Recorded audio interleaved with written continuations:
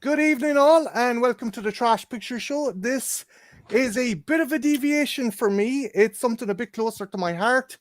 I'm not going to be discussing movies this evening. I'm going to be discussing action figures with some absolutely legendary fucking lads. And just to do a quick round kind of table kind of introduction, and then I'll actually let them tell you what they're all about. At this side here, we have 2 Day Rentals, an absolute legend, a man who loves these vintage figures. Next to him, we have Connor Fuller of Fuller's Figures. We also have below here, we have Brian, Brian's Action Figure Reviews, and we have Predpool. And these guys are proper figure collectors. They're not fucking they're not kind of have-abouts like me. They're proper dudes. So before I get into the nitty gritty about it, starting with 2 Day Rentals. Tell us a bit about yourself, dude.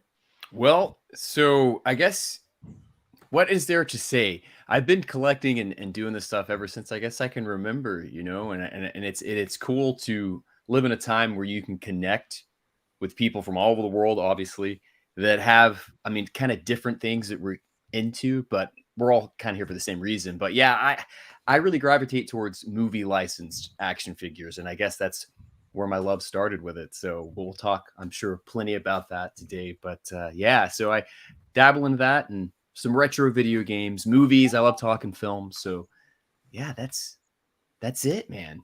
That's it. Cool. Connor, tell us a bit about yourself and your channel, dude. I'm just basically a 45-year-old man who doesn't collect action figures, but just continued on playing with action figures like he did when he was a kid. Nothing ever changed. I might have aged, and maybe playtime is a little bit different to what it was back in the day, but all I've started to do really is sort of document what I'm doing with my figures a little bit, and I'm doing that through Instagram or through doing the videos here on YouTube. And I suppose it's another way to justify some of my purchases. If I'm making a video about it, I have to pick it up. Nice. Brian, what about yourself? Tell the people about yourself. I'm an action figure collector, and I've wasted my life collecting toys. Yeah. I didn't know it was one of those kind of discussions. Yeah. No. But seriously, like I've collected action figures since I could probably walk, and like I think I find some people kind of get away from it in their teens, and have other distractions and stuff. But I went back to it in my late 20s, and I kind of did a bit of like amateur filmmaking as well. So that kind of melded with the collection, and that's kind of how I got into the whole YouTube side of things. And for me, it's been kind of always like Marvel Legends, and Hasbro kind of has me by the balls now because I collect Black Series and G.I. Joe and whatever else they put out, really. So yeah, that's me in a nutshell, I suppose. Nice. Predpool, tell us a bit about yourself and your channel. Pretty much, yeah, similar to you guys. As a kid, with toys, I started off really with the 3/4 inch Star Wars, the vintage ones. Then as I got into my late teens, I'm too cool for toys and stuff like that, so I stopped, collecting. Then in my mid 20s, I was walking around the store. I see a figure like, hey, that's something from the '80s I liked, so I bought it, and then that was my gateway into where I'm at now. The first taste was free. You're fucking hooked. That's the truth. And once in a while, I'll do a video on YouTube. I don't do it for money or anything like that. I just whatever inspires me. I like a figure a lot. I'll post a video. People like it, don't like it, whatever. It's just something for me to. It's just part of the hobby. Something for me to do and to share. If 5 people like my video, great, because that's 5 more people than in person in real life that that I get to enjoy my hobby also. Yeah. Cool beans. Also, big shout out to everyone in the chat as well. We've Russell Dorsey, Jared Kane. We have Jonathan Redmond, and yeah, that's it so far. We'll probably have other people coming in because it's still fairly fucking early in stateside. But has your introduction made the first question redundant? I'm actually wondering, guys. What got you into collecting? Or do you want to delve into that a bit more, or what do you reckon? Do you think that's a story to be told, or do you think you've kind of covered it?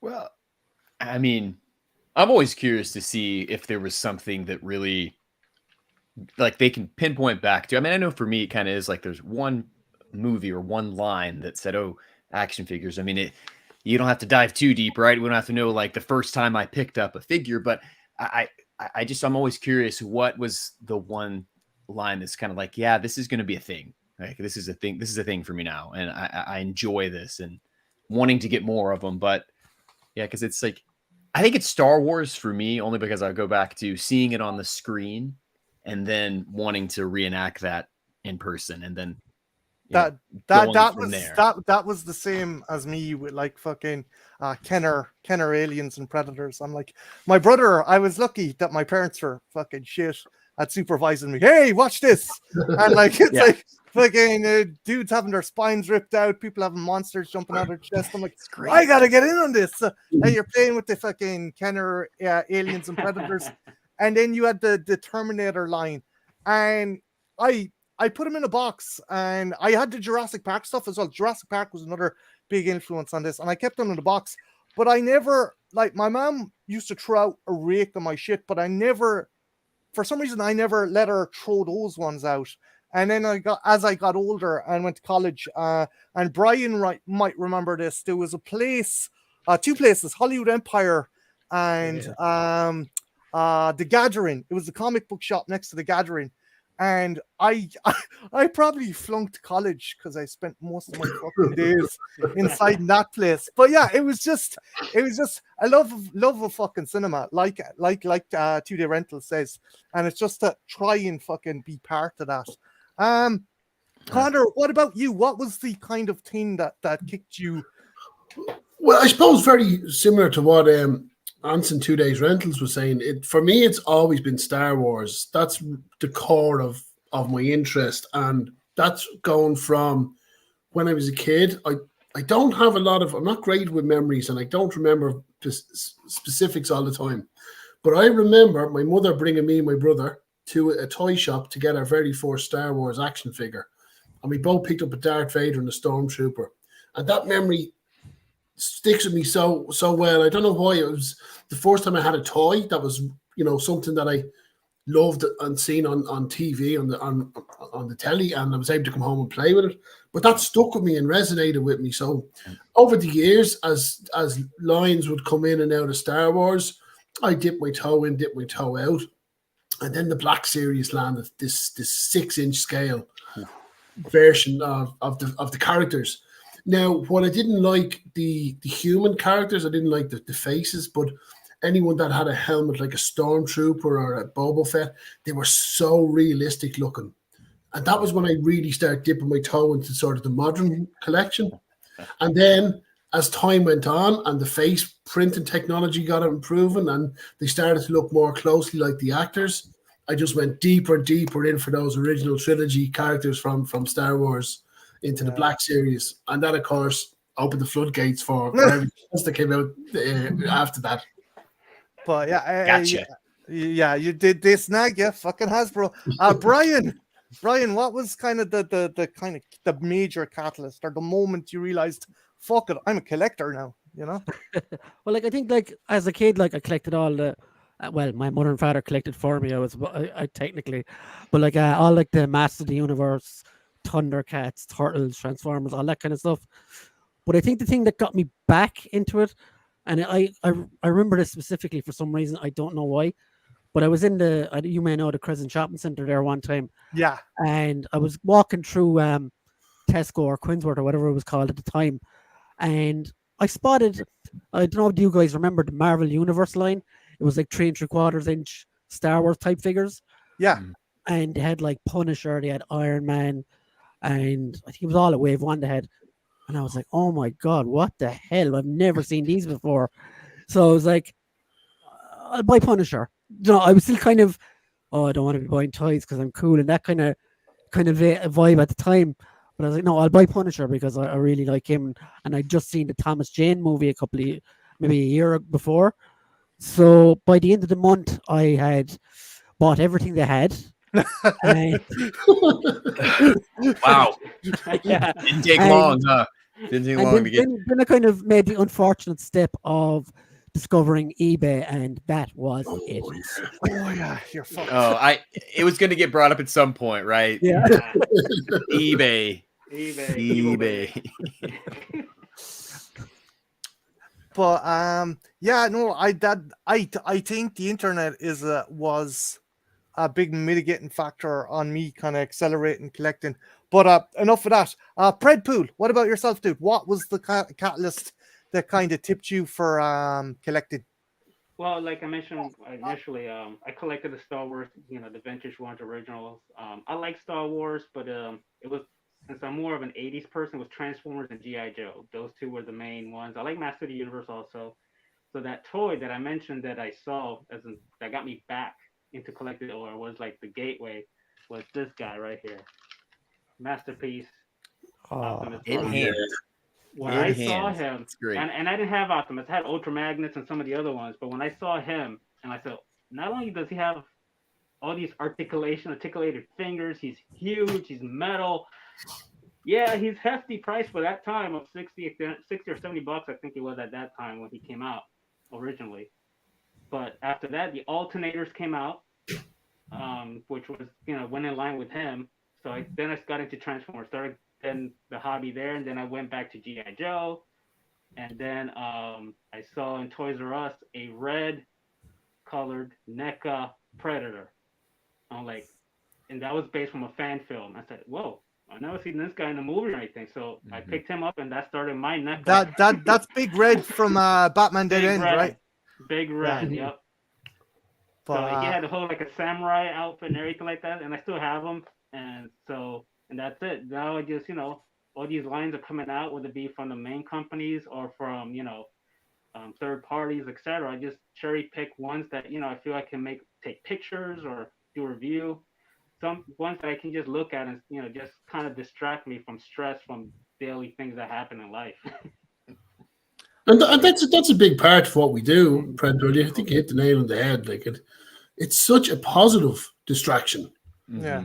Doesn't have any negatives associated. Well, maybe the cost or the money. But outside that, it is a harmless hobby, and it's such a good distraction because you can just take a 20-minute or half-hour time out just to sit down and pose out a figure, and it just brings such joy from I'm sure for everyone as well as myself, and relief from just the norm. And it's such a good outlay to have.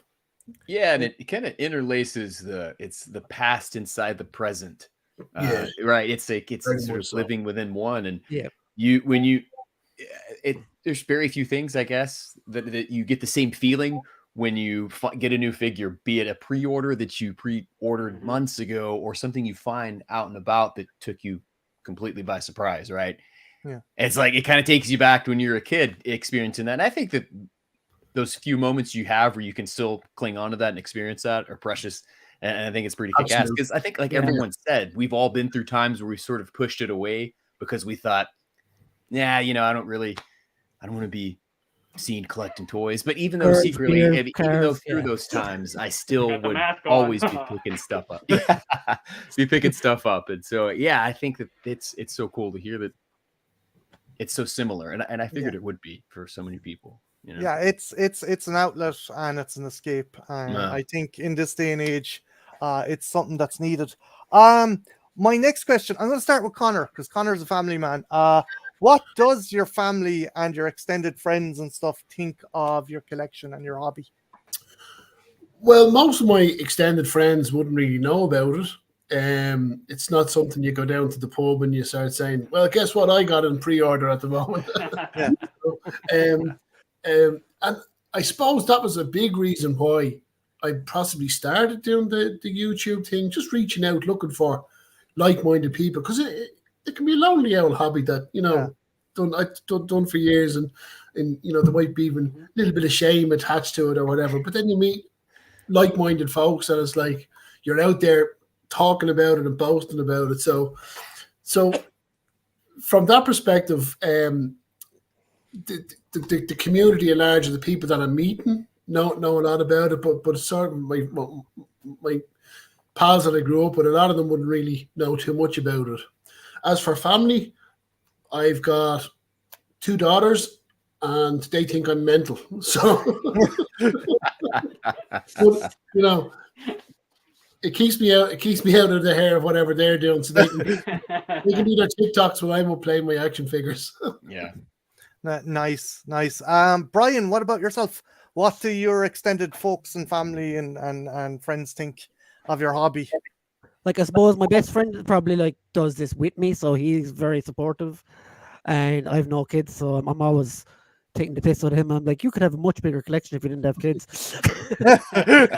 But like my girlfriend, my other half doesn't care as long as it doesn't interfere with the bills. My parents think I could be doing a lot worse. So, like, it's not too bad. I do have like that one cousin who's my friend as well, where he comes into the room and he's like, "Oh my God, I'd love to let loose my child in here," and I'm like, "No, I would fucking kill you." But yeah, like, I don't have anyone that really like looks down at me or anything. And if they do, fuck them. That's their problem. So Yeah, absolutely. Too right. I had a funny experience with my own folks. They're like, Jesus Christ. And my mother's like, well, at least he's not getting anyone pregnant. And my dad turns like, you're too fucking right, he won't with that fucking like, it's great. My folks are like, he could be fucking shooting up on the fucking side of the road or some fucking thing. So this is not worse you could be doing. Yeah. But like, I do think as well, it's a lot more acceptable this day and age because of all like the Marvel movies and cinema, and everything is a lot more mainstream nowadays anyway. Whereas maybe 10, 15, maybe even 20 years ago, there was a lot of people in the shadows afraid to talk about. Yeah, like I was talking to 2 Day Rentals earlier on, and you two can attest for me. Growing up in Ireland in the late 90s, early 2000s, it wasn't this kind of thing. It wasn't really the norm, and the pain in the arse thing is like, maybe Connor can give me the stats, or Brian, you can give me stats. Well, at max, had we about 8 comic book shops in the entire fucking country, maybe 10. Wow. I don't even know. Less, I'd say. Yeah, like, and again, this is before obviously eBay and shit was there, but fucking Ireland takes a while to catch up with every fucking thing. So it was just that bit harder to not only fucking get your hands on this stuff, but like network with people who were kind of that way, like, and it's the Brian, Connor, would you say the landscape is definitely improved for the better now, or is it still that bit more difficult to try and get stuff here? Go on, Connor. Sorry, go ahead, Brian. I would say it's kind of 50-50. Like, there is, obviously we all know Big Bang Drum, they're fantastic, they get in loads of stuff. I think though without them it would be very, very difficult, because you see in Smiths where they'll get in wave 1 of a particular line, and then you'll see no more of that line after that. If you want to go deep in lines, like, it can be tough, I would say. Wow. Yeah. And like fucking Smiths would be charging 40 quid for some of the fucking Marvel Legends figures, and you're like, yeah. And like, when a comic book shop is managing to beat the prices on a fucking item in a retail store, there's something up. Yeah, typically those places run a bit higher. Yeah, I mean, in my experience, they can at least, but comic book stores. But Anson, 2 Day Rentals, what do your significant other and family and friends think of your collection? It's funny because I think a big reason as to why I got into collecting is because of my parents, my brother, my sister. I mean, like, they're not into it as much as I am. Okay, obviously it's like, called a problem, called be whatever. No, but they all kind of have things, really, especially my mom. They are kind of into that, they collect, and so I think at a young age it was just kind of part of what I saw and experienced and was around. And so I'm married now. My wife, she's into it. She's excited because I get excited about it, but you also see her getting into it as well. And I think the basis of the things that I'm really into, we're both into, because it comes from movies I like or video games that I'm into, and so she likes a lot of that stuff as well. She just doesn't need every figure that's ever fallen under the category of aliens or Predator or bad. I do, but she's excited for me. And you know, I don't have. I think I talked to you about this earlier, Marty. I don't have that many friends, I guess I would say, that are close. Well, I've got a couple. Gus, if you're watching, buddy, I appreciate it. That he's really into it, like collecting and into the stuff that I am too.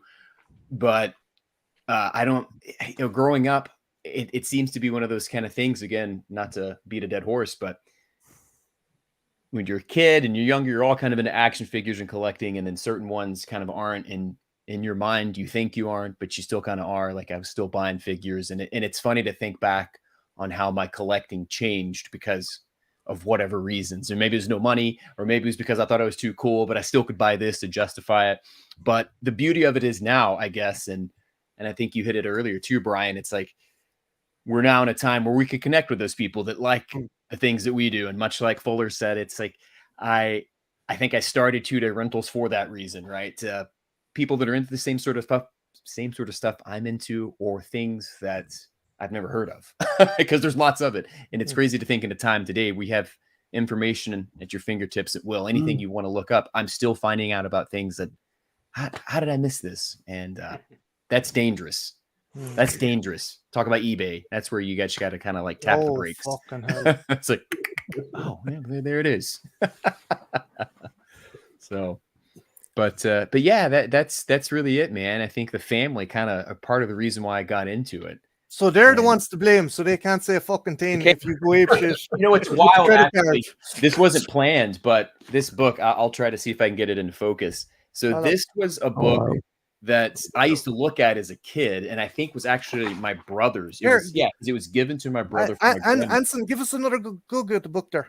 So yeah, I'm sorry, my mic's kind of in the way. So this thing is wild, and I used to flip through it, and it's really nothing more than pictures and prices of old toys, and I guess your imagination runs wild. Right. And that's why I love toys. Like I wasn't taking it for, let's just say, a castle with some soldiers. I was thinking that reminds me of Castlevania. Now, if I got this figure, I'm already trying to make things work. and that's just part of the fun of this stuff. But yeah, so this was at a young age. I was already thinking about collecting, I guess. Nice. Predpool, what about yourself, dude? What do your folks or friends think of your collecting, or your collection, should I say? My dad, he was always my best friend, and as a kid, when he bought the toys, he didn't just buy them for me. He played with me with the toys, and then we make out our scenarios, and this and that. As I became an adult, like I mentioned, there was a period that I stopped, and then I started again. And when I bought some figures, I would show him, hey, look what I got. He looked with amazement and be like, wow. He's like amazed as far as how figures have changed. Because when he was a kid, he's like, yeah, what I had was basically what you call a brick, what you guys call now some of the Transformers. So, he always embraced it. My mom, not so much. She's like, grow up already, stop wasting money, this and that, my wife, she's cool with it. As a matter of fact, sometimes she's an enabler. She'll be out in the stores and she'll send me pictures. Hey, do you want this? Do you need this? Do you need this? Exactly. Exactly. And I'm like, no, I'm good. I don't like that one. Or like, yeah, get it for me. And then you're like, hey, by the way, I bought this dress. Oh no! Yeah. Okay, so it's the cushion. It's the Cushion blended. Oh, yeah, it's like I spent a grand in the dress, Exactly. but I got you this Hasbro figure. I got you this. Nice. That's a clever woman. But yeah, she likes, but as far as that, she never criticized and everything. She does once in a while say, hey, just be careful. You seem to be spending a lot, which at times she's right. I need to, what, thanks for reminding. I do need to put the brakes a little bit because this month, we have bills. Yeah. Okay, got loud and clear, gotcha. As far as friends, no. I don't have any that they're aware of it. Like some of you have expressed, it's kind of more. This is more of a private thing. Funny story though, however, at work, I have another Boba Fett sitting on my desk, and the new Ryu came out from Jada Toys. I put him on my desk too, so now I got those two figures. Nice. My assistant manager, now he started putting figures on his desk. No way. But he's saying, oh, these are my kids. You know, he put like the Roblox and you know, like from the video game, I think it's called, and he has some other ones on there. But you know, he puts it there because for him, he has a different reason. It makes him think about his son. Okay, Yeah. so we all collect for different reasons, and you know, he has his figures there. Before he didn't have them on there because I'm sure he felt like maybe a little embarrassed if he put toys there, people asking questions. But once I put mine, he's like, well, hey, he's doing it. I want to do it too. Mm. And he That's does it awesome. for that. That is cool. So yeah, that's so awesome. cool. And just one more, well, actually two more points. You guys were talking about Brian and Marty about how today is now more accepted as far as, or more, you know, people more open-minded about, say, this collecting. I know if you guys saw a commercial from Capital One that had Samuel L. Jackson. It had a guy that he was talking through on the computer, and the guy had all these action figures behind him. They all were Samuel L. Jackson. And he made a comment. Oh, yeah. Remember that? You remember that one? And Yeah. Samuel just, no. It's cool that you collect figures. Just creepy. You have all about me. That's pretty much. But we see that even in, you know, mainstream, you know, like commercials like that. Yeah. It's accepted. It's now something that, you know, people are doing this, and that's what it is. You know, this and that. So Yeah. And just one small brief thing, like something that I felt nice for me. You know, I tend to on Twitter. That's where I do most of my communication as far as collecting and what I like and don't like. But like yesterday, when I briefly was talking with Marty, because you know we're setting up, make sure the camera's good, but we briefly talked about, you know, figures.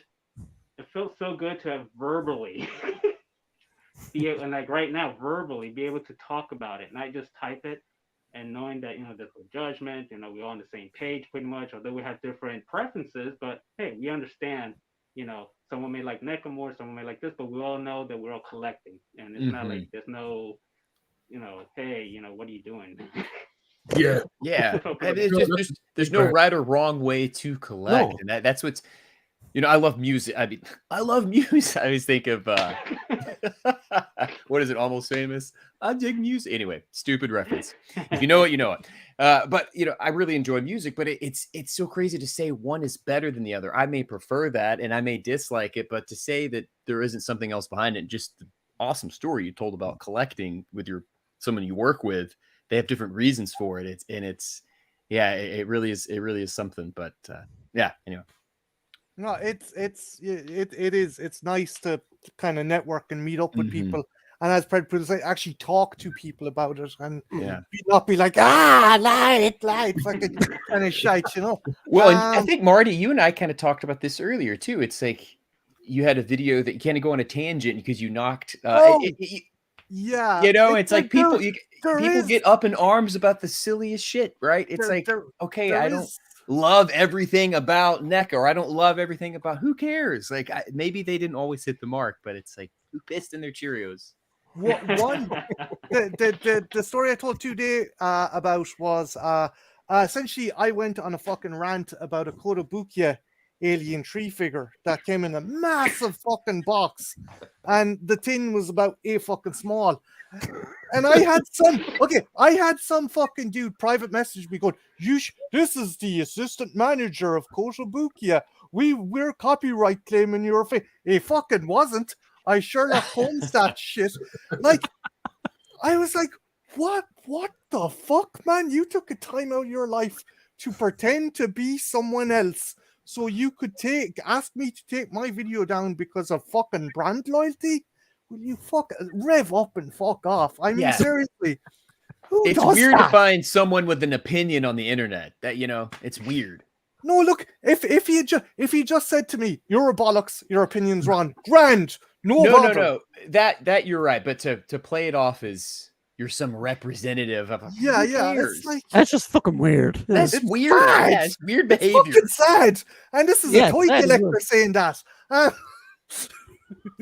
Wow. As great as the internet has been, it's always been a positive thing in my life all through the years, through different sort of franchises or interests that collecting are involved in different things.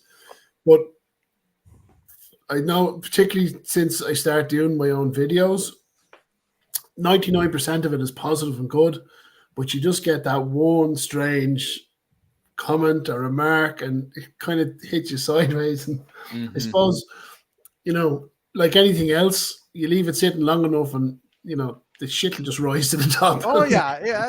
Again, it's like only ever a thin film, but it's there sitting on the top. as my father says, no matter where you go, there's always a fucking bollocks there to find you. Like I again, it's just why did he even bother? It's like he wasn't even part of the company. He didn't have had he an investment I didn't know about this figure. Yeah, it's wild, But- man. But I'm going to bounce on to the next question, and it's kind of the opposite of the prior ones. What's the biggest downside to collecting?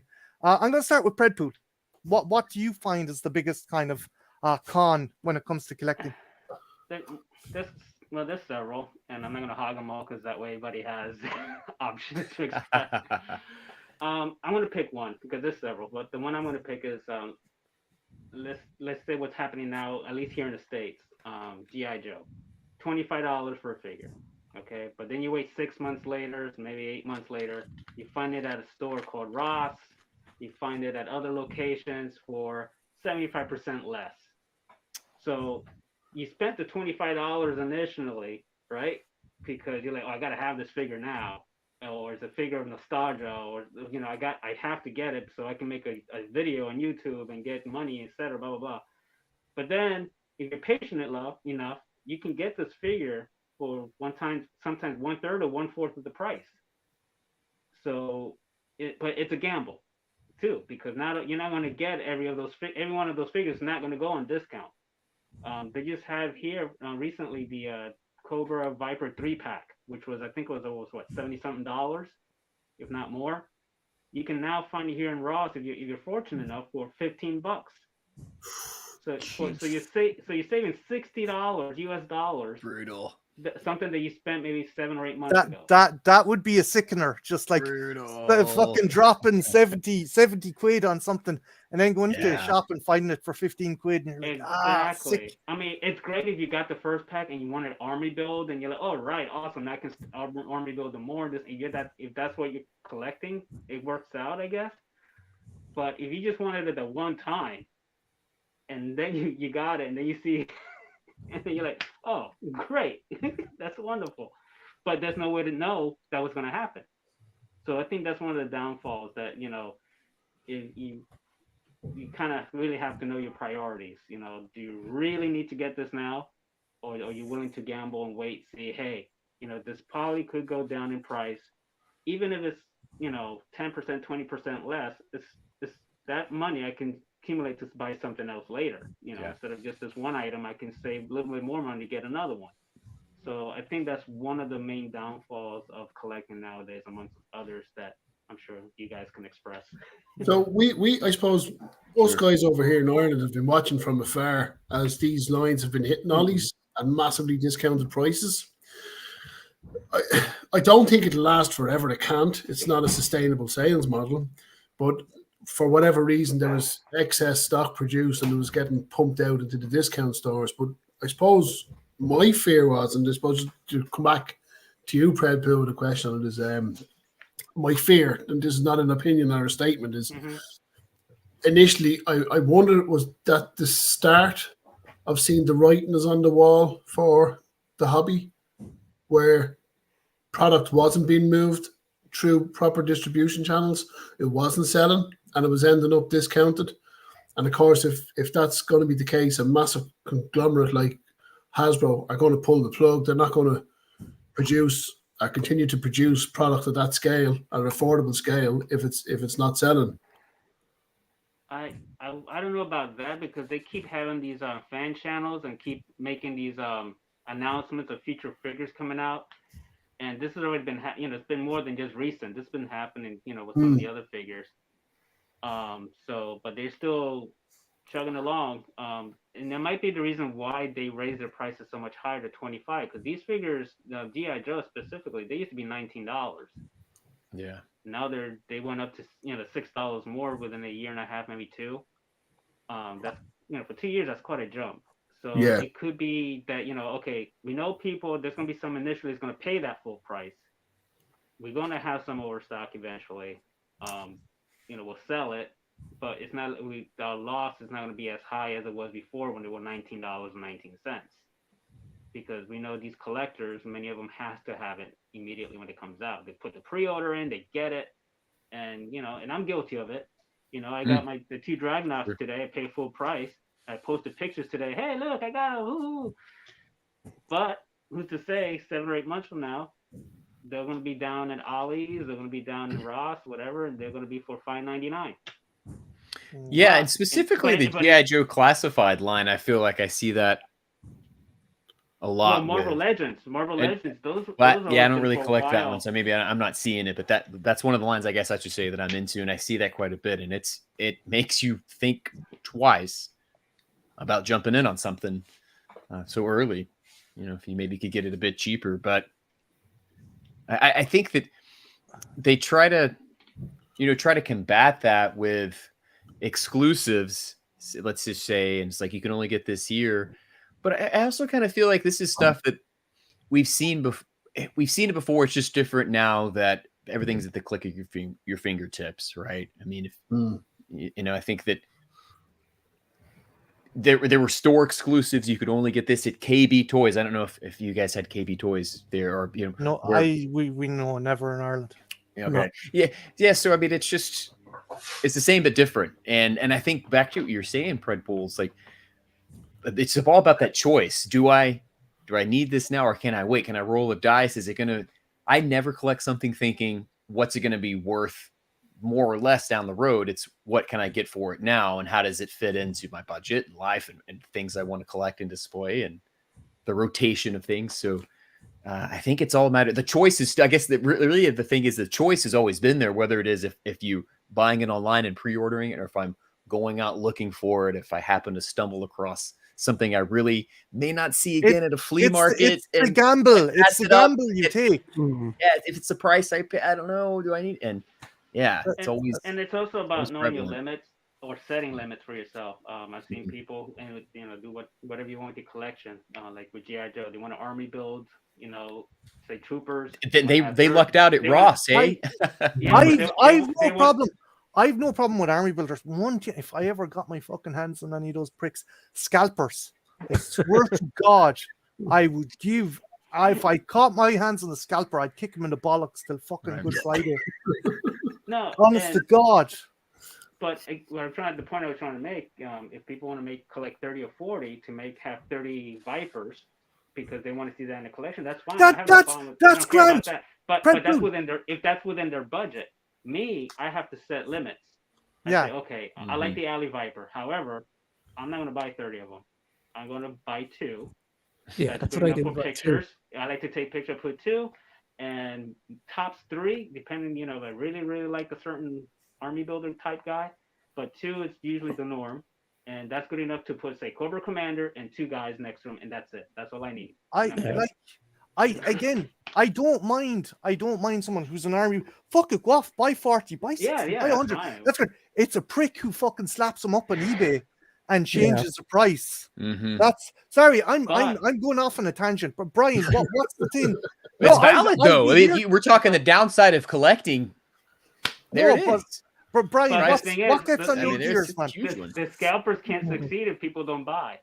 So it's the people who are buying who are really the ones that are. If a scalper puts all these figures for say crazy amount of money, and nobody's buying it, he's stuck with the product, and he has to then either lower the price or keep it. They'll always actually it's the people who support them is the ones that really need to be knowledgeable and say, hey, you know what, this is not to my benefit. Now, if they're rolling in money and they feel they can spend it and whatever. That's on them. I think, you know what, but I think the scalpers have it worse. Their stakes are higher. I don't have to worry about reselling it and making a profit. If I'm comfortable at my entry point, I can either feel like I paid exactly what I wanted, a little bit more, a little less. I don't have to worry about like, oh, am I going to be able to let them deal with the stress of trying to resell the 1 million but the thing is, Anson, when someone goes out and tries to get that figure, they can't because someone. No, it sucks. No, believe me, it's. So, sorry, guys. Again, I devolved into a tangent. Brian, I didn't- what I touched the fucking nerve, I'm what grinds sorry. your gears? What grinds Talking your gears downside with of being a collector? collecting. Yeah. I think at the moment, like, it's a fairly new problem since the beginning of that thing, COVID or whatever. But I think the sheer volume of product is very, very difficult to keep up with. Yes.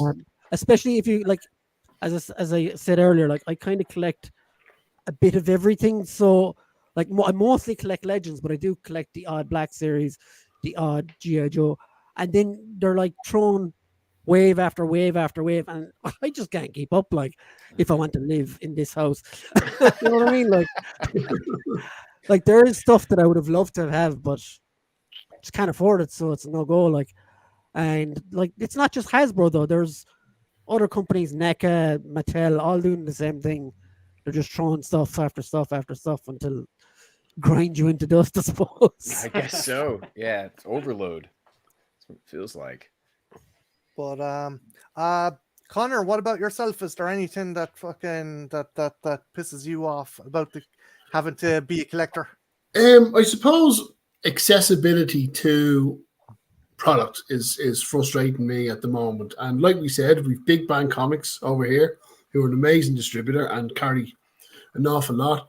But they're a fan channel, and Hasbro decided in their wisdom last year for the UK, this year for us, that they're pulling G.I. Joe classifieds from fan channel stores and only selling through Hasbro Pulse. And it means then I can't pre-order with the company that I've been dealing with for the last couple of years. I have to go through this other company. I have to pay extra shipping. I don't get my discounts that I get when I buy from Big Bang. So the figures are costing me $8.50 more than what I was paying for them each, which is, and a euro is pretty equivalent to $1 in value. So where I hate the fact that as well, that I suppose during the pandemic it was fine, but we just accept shipping fees as part of the hobby. Yeah. So, a figure's not $24.99, your figure's $29.99 with the shipping. But for me, and again, it's about personal choice. I liked to go to the store when my pre-order was in, pick it up, have a chat with the staff, chat to some of the other customers, see what else is there, possibly pick up something I wasn't planning on getting in the meantime. And that sort of, the shipping charges weren't sort of relevant to me. But now the figures are costing me $8.50 more. You have to be there to pre-order within a set window. And if you don't get your pre-order in, that character's gone. You're never going to get it unless you dip into the secondary market, which is far more expensive further down the line. So, yeah, it's for me, the big frustration is accessibility and lack of choice. If they announce a figure, I want to be able to think about it. I think someone else alluded to there that, when you're thinking about a figure, you're trying to figure how will it fit into my collection, or what photograph do I want to take with it. But I'm banging down a pre-order straight away in case I, don't have a choice. And what's after happening is I went back, and as much as I love the G.I. Joe line, because I collected Action Force as a kid, as we knew them over here, I've started to cancel some of those orders, because if it's a character I didn't have to figure out as a kid, if it's something that I don't really like, and I've actually started to cancel orders where that wouldn't have happened if I was just picking them up as normal from a retailer. But the fact that to sit and look at it on the website, shipping next spring, what? So it's given me time to think about it and cancel it. But that's a big frustration for me at the moment. Yeah, I am very opposed to Hasbro Pulse and the whole system of kind of certain things being Kickstarters or crowdfunding. It's like, you're a fucking massive corporation and you're asking people to fucking fork in money. Tell us how much you like us. Tell us how much you like us. Okay, you like us. 2 This years much to money's advance. worth. Yeah. So, But and it's crazy because sometimes they say, "Oh, it's just too big. It can't sell at retail stores." Yet Mattel is like, "Hey, we got some giant dinosaurs that we just stuff in shelves here at Target." You know, Yeah. we got Come Buzz on. Lightyear ships that we just sell here. Well, but Hasbro uses sometimes that excuse. Like, oh yeah, it's just too big packaging. We can't put that. Yeah, in. I bought Oh, that bat wing from, was it Spin Masters? That cheap one that I yeah. want to eventually make look better because I couldn't justify the McFarlane. I mean, it's kick ass, but this one I'm going to try to do something with. But the box is huge. Give me a break. I just think fucking Hasbro are cheeky bastards as well. I don't know if any of you guys watch Retro Blasting, but that poor lad in Australia who ordered fucking who gave money towards the fucking crowdfunding of Jabba's barge, and they're like, sorry, you can't ship. Yeah. They wouldn't ship to Australia. He gave his money in, and they wouldn't send it to him. Really? That's, So he never got it? Did he ever get it? Did we the get dude. money back? Anything? What? No, he did. There was the dude, Michael French. I kind of have a love-hate relationship with Michael French. I like his channel, but the last couple of years, he's turned into a grumpy fucking dude. Don't get me wrong. I like him, and he makes some good points, but it's almost I think the stress of collecting has turned him into this jaded motherfucker. But in fairness, he flew to Australia with the actual barge and give it to your man. So I whatever I feel about him, he was a solid bloke for fucking bringing it there. But the fact he had to do it and not fucking Hasbro, Lame. that's lame. I don't know. Am I being a bit too hard in the company? Do you think, guys? No, I think it's. I mean, I don't know. I feel like some of the stuff they do is BS. Yeah. Brian, what do you think? Do you think I'm being a bit of a fucking? Well, I think they're all kind of doing Kickstarters now. Like, so That's did true. they start it? Like, That's true. Well, I think they're the first ones that did it as a major company. yeah. Now there've been Kickstarters before them, but they were like Mattel now. They jump on board and they're doing it for some He-Man stuff as far as Kickstarter. I'm understanding right. I think like the giant Eternia. But that's something huge. That's something that you kind of really understand that fitting in. And when Hasbro did the barge for Star Wars, that thing is huge also. So you kind of understood because that would be a dream project. But you take the Cobra Hiss for classified, that's workable. You can sell that at a store. It doesn't have to be something that is a Kickstarter. Yeah, and I think that they can. Have to be. I'm sorry, I'm done. No. I completely agree because I think maybe you could have a way to. It seems like they're doing it backwards. Maybe open up some limited pre-orders for the playset or the vehicle that comes with a bunch of extra shit, and then close them. It happens, right? But if you still want the baseline of it, make it available in more quantities, or change it that way. And I just don't think. There's an overhaul of product that we get exposed to and get excited about, but I don't honestly feel like maybe there's a variety, yes, but I think in the way that we buy figures or play sets or vehicles, stuff like that, it's just kind of like, I think the thought process could be rethought. Yeah, that's a lot to think about. I'm talking about a massive company that's run now. So companies or corporations aren't run by business majors anymore. They're run by marketing majors. And you can really see the way that Hasbro sort of sell themselves to the market or to the consumer, that's what they are. It's run by marketeers as such.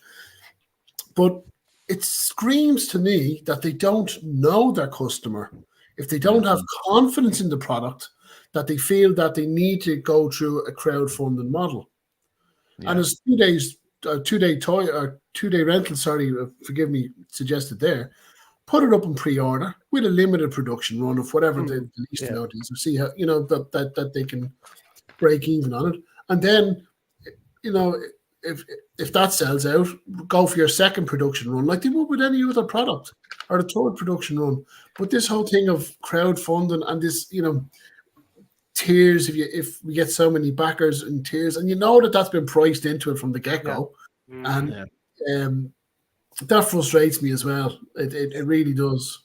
Again, I'm not shitting on Hasbro because yes, you are. You are. Okay, It's fine. Move on. Okay, hear me out. I'm not shitting on Hasbro. I love the more you're saying it isn't convincing me. Yeah, is that But Let no, me just no, no. flush this for a second. I like Hasbro at retail, but I just think the Hasbro Pulse kind of stuff, like as Connor was saying, it's just they already have the stuff set. It's just and like you were saying, Anson, if they just had a pre-order, like it's just it feels kind of scummy. I think it's a bit. But- Am I kind of fucking? I will No, say, like, but I like love for their me- product, but like their practices definitely are a lot to be Yeah. desired for. Like, But like what they did with the Cobra, I'm gonna go back to Cobra Hiss tank for a second because aside from the size of it, that vehicle is also done and repainted throughout the GI Joe line. They've done as a Crimson Guard version. They've done as a Snow version. So that vehicle had potential to be repainted and used again in different themes within the product. but Now- haven't they said Now they are they they backed are us up in a releasing it? corner where this was crowdfunded, and if they decide down the road to release it in retail, so okay, we're gonna set this now as a Crimson his tank that But- was done back in the 80s and 90s, etc. Because we're gonna bring back that nostalgia. Then people, wait a minute, wasn't this crowdfunded initially? Now you're gonna sell it retail? So, or they don't do it, and they now lost the potential of selling a product again using the mold because now they said no, we gotta just keep it what it was original, a crowdfund, just leave it there, just that one initial release, and that's it. Predpool, actually- I'm going to blow your mind. Google Action Force Hyena, Okay. and that was the Palatoy's version of the Hiss tank that was sold over here in the Ireland and the UK, and it was done in a red and black color, and it is a stunning toy. It's beautiful. Oh, And that is cool. I just looked they at could, and as you said there, Predpool, they could easily bring out an Arctic version or a desert version, but straight away there's a market sitting there for an Action Force Hyena. I'm pretty sure as well that someone has said that they are rumored to be doing like a scaled back version for retail as well of the Hiss or one of them anyway. Definitely. I hope they do, because now I know I backed it, or at least someone in the UK helped me order because it wasn't available to us at the time. I don't like that gatekeeping of a product too. Yeah. Based on someone's financial position within a certain couple, number of weeks. Things change, and I want to have. That's it. Yeah, that's the Yeah. one. Yeah, that's cool. Yeah. It- See, gorgeous. if that was available, I would be glad to buy that to put with my Crimson Guards people.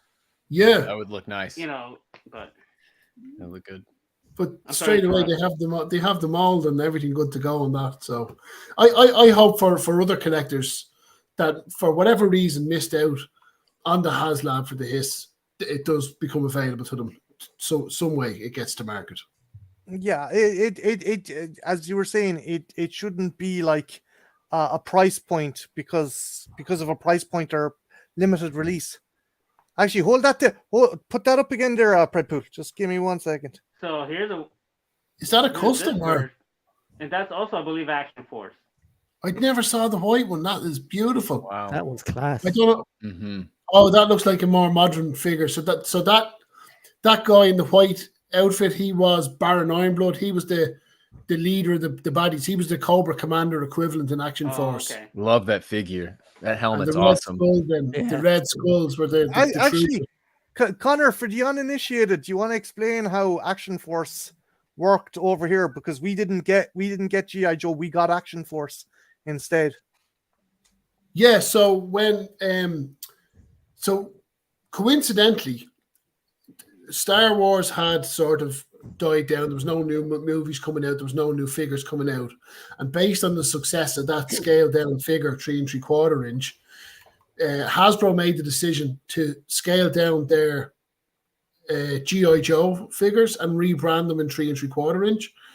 But at the same time, Palatoy over in the UK came up with the same idea and said, we had success with Action Man, the 12-inch figure. Let's scale it down to the Star Wars size, and we'll call it Action Force and sell it. So we went from Star Wars to look at that, beautiful. Beautiful. So we went from Star Wars toys to Action Force, which at the time were 5 POA figures, and then Hasbro bought Palatoy and gave them the molds for their GI Joe line. So we started getting the multi-articulated version of the figures. Wow. Same name, so I had, Airborne and Major Blood, but they came under the flag of Action Force, and that's where that brand came of. So growing up, we had we knew them as Action Force. The cartoon was Action Force. The Marvel comic was Action Force. I think it was only possibly in the 90s we learned that it was called G.I. Joe. So it did make a change then at some point in time. Yeah. They started melding. I think, Connor, you'll help me out here, but I think they actually integrated Action Force into the G.I. Joe kind of storyline by the 90s, right, man? I wasn't a big comic book reader, but there was some sort of amalgamation. But there was the battle action comics were like, all about sort of soldiers and stuff when we were kids. And that evolved into Battle Action Force. And that's where we got our comic version of the figures or the characters. And then it evolved whatever Marvel were doing with G.I. Joe, we just got Marvel Action Force over here. So I think then through the comics later on, there was some sort of... Yeah, Cobra ended up turning up working with Baron Iron and Blood, and there was like certain characters doing, this guy's from the SAS division of fucking Action Force. He's going to help you, because they had different military regiments, but one that everyone wanted to get a part of was the SAS kind of line. For sure, yeah. Growing up in the 1980s in Ireland, it probably wasn't cool to have British military toys. I don't know whether there was some kid that bought him just to fucking set him on fire or tie firework. I was over in Liverpool as a kid with my grandmother, and we were in a toy shop, and she bought me the Action Man 12-inch SAS figure, and I was in love with it, and it was so cool because I had the hood with the gas mask. And then when Action Force brought the scale down version, to be able to get that toy in 3 3/4 inch, but then different versions of them and a whole squad, I was just mad for those SAS figures. They did that. It was a class line, and it was good. And it didn't matter that it only had 5 points of articulation, because they were nicely molded and nicely sculpted figures as well. Yeah, because they had the arm, the right arm was bent, so they could hold the accessories. Hey, it works. When you're younger like that, so the imagination is in a different place. It's less is more, right? You have less to work with. Sure. But in your mind, you've created this vast universe in which it all just fits together nicely. But I'm going to bounce on to the next question, because I know you guys have places to be, and I don't want to be holding you up. So my next question... I got figures to buy right now. They're not going to buy themselves. Okay. Exactly. But Brian, I hope you don't mind. I'm going to start with you, man. And it's a two-for question. What is the most prized possession in your collection, and what was your biggest buyer's regret? Buyer's regret. There's so many, I can't even think of one. like I was saying earlier, like I've had to pass on stuff that later became really expensive in the aftermarket, and then I'm like, oh no, and stuff that I've had to hunt down and took months upon months to find. Like, there's no particular one, but yeah, I think that would probably be my like stuff that I regret happening. But like, that happens. Some weeks you have more money than others, and bills and what have you, and it's unavoidable. But I also mean, what did you buy? And you were like, this is actually fucking shite in retrospect. Is there anything that you own that you bought that you're like, man, fuck, what was... I don't think so, because like, once I buy something, I'll always get something out of it. You know what I mean? Like, the worst... It's a good way to look at it. The worst Marvel Legends figures, and I've a lot of them, and there has been some pretty poor ones. I'll still be like, well, it's shit, but at least I have a representation of that character now on my shelf. Yeah, I'm going to be messing around with it all the time. Like, really good way to look at it. Now I'm going to buy more figures because of that rationale. Thanks, bud. What would be your prized possession, Brian? What like that you love? this is kind of like we talked about HasLab a while ago, so Mhm. this is kind of a bit ironic. So my prized possession would probably be my HasLab Galactus, which Whoa! Oh, It was yeah. behind you the whole time. is yeah, I'm still buying bits and pieces for it And, because and I'm actually gonna do a solo layout so we might get a better look at Brian's There it Galactus is. there. Oh yeah, there you go. That's beautiful. Oh, that is Nice. see, that is a Yeah. HasLab that was worthy of being a HasLab. Yeah. Yeah. I That's great. And, yeah, I hope to have a giant man to go next to him next year. So he's cool. The one thing I felt bad for was people who bought the Sentinel, who ironically couldn't fucking stand. I mean, something that's yeah, the called the knees were Sentinel. wrecked on him. Yeah. Yeah, it's I've seen people they've kind of kit bashed and they've kind of figured out kind of hacks and stuff, but that must have sucked. But no, that is a gorgeous figure.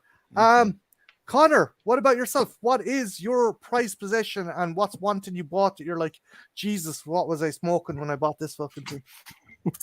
My most prized possession would be my Palatoy X-Wing fighter because Oh, X-Wing Luke was one of my favorite figures growing up. I think because he was in that outfit in sort of 2 films. mhm. So I had much more play time available to me with that particular figure. So he was my go-to with the X-Wing fighter. So I could do like Dagobah with Yoga, or I could do Hot with Snow Troopers, or I could do a Death Star trench run, running down my hallway. Connor, So- did the Palatoid one come with the stickers that had the damage? Because so many people got pissed off because their father had slapped the stickers on. You're like, you're after ruining a perfectly good fucking X-Wing. yeah, it came with the battle damage. That's the one I had. I think that was it might have been the Empire Strikes Back version that came with the stickers, or was it Jedi? But yeah, my one had the battle damage stickers. And how did you put them on? Were you happy with the stickers, or did your father slap them on for you? Or? I was a kid. I didn't know any different. That was, if that's what they came with, they had to go on it, and that was the toy, and that was fine. So, but that would be my most prized possession. I even now still I take it down. Nice. And that was just a wonderful toy, and it was just so much playtime with it.